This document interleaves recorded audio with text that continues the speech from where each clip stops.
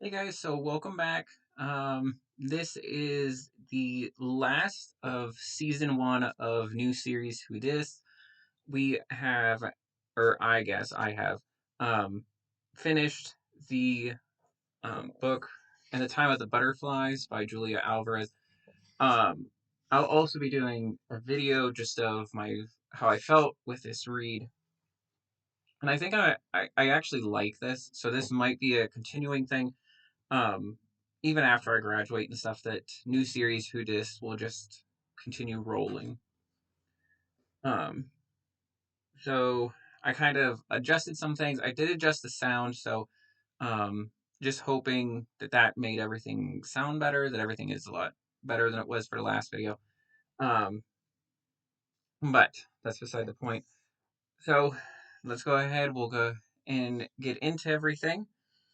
Um, so really quick, what tea am I drinking? Lemon and ginger today. I actually got the kind of tea that I like. So I actually got an entire box of them. So it's a variety pack. So I'm super excited. Lots of teas I haven't tried before. So let's go ahead and just get into it.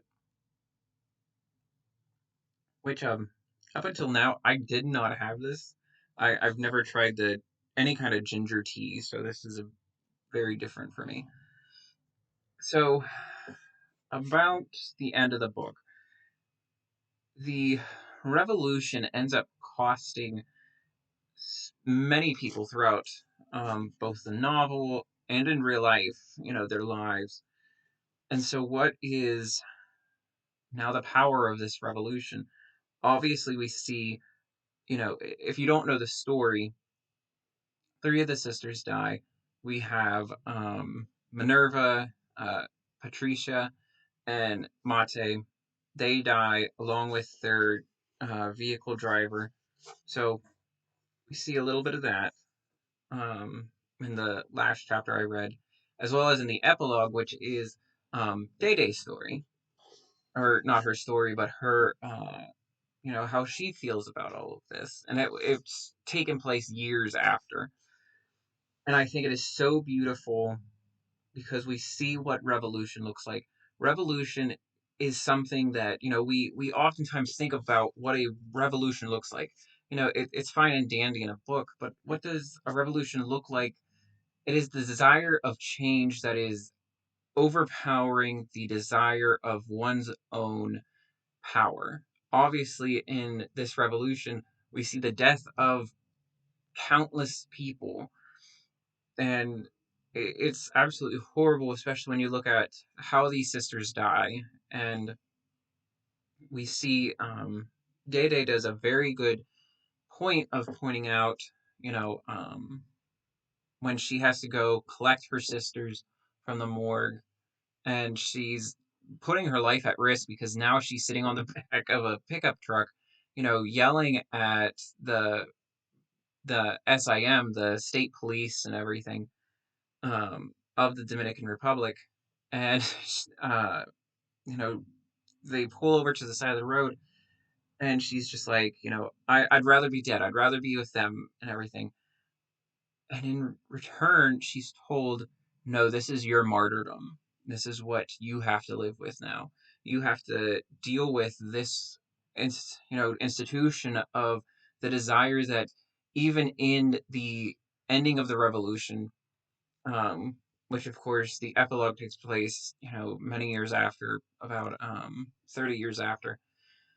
There's this desire inside that, great, your revolution has been fulfilled. Now you have to find a way to cope with now this desires of what you've lost. Obviously, you know, your home can be rebuilt. That desire can be taken care of. Um, you can find a better economy. You can build things. You can get to a point where all of your physical desires are met, um, in whatever means that is. And yet you are stuck in a world where your emotional desires are gone. You have, in this case, Dede has lost so many people that she obviously knew, as well as she lost her sisters. she's lost everything, basically. Her whole world is now over. And of course, the girls are killed on November 25th, 1960. Trudeau's regime is overturned the following year in 1961. So there's a question of what do you do in the time of a revolution? Your desires are for a better life. Sometimes that means that you have to sacrifice things that in themselves you might not be ready to give up. Things like family and friends is very openly talked about in this novel. We see obviously the sisters, but you see friendships, you see, you know, spiritual leaders, you see political leaders, you see so many people that are affected in a revolution. And I think that that is something that, especially in our modern time, in much of the industrialized world, you know, and what we understand as, a grand revolution, there's this great romanticism, but it's a lot darker, a lot dirtier.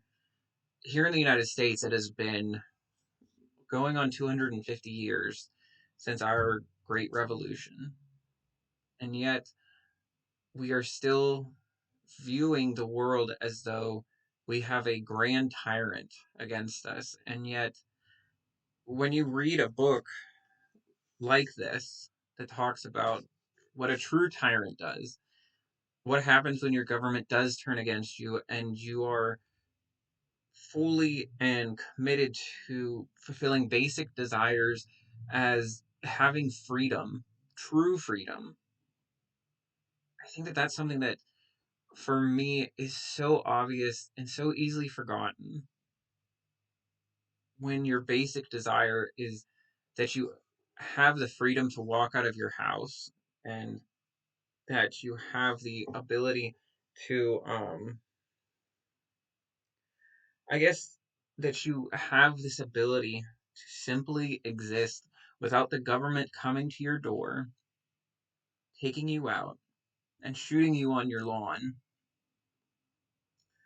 I think that that's where the desire comes from in this. That's the basic desire, the desire that you can simply exist and that you can fill other needs in your life. You can fill the emptiness that is relationships or faith, or fill that emptiness that is inside that allows for you to want more.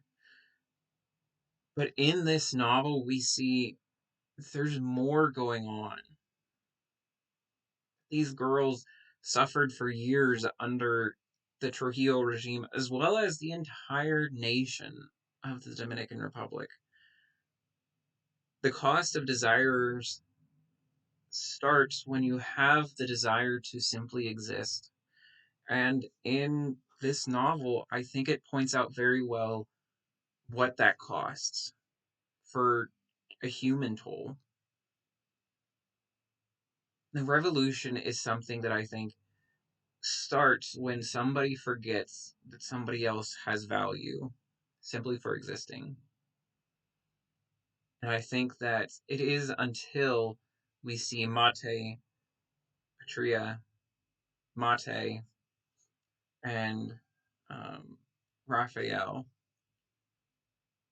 dead that the understanding of human life is easily forgotten whenever you put a us versus them, when you put that my power has to over trump your simple existence.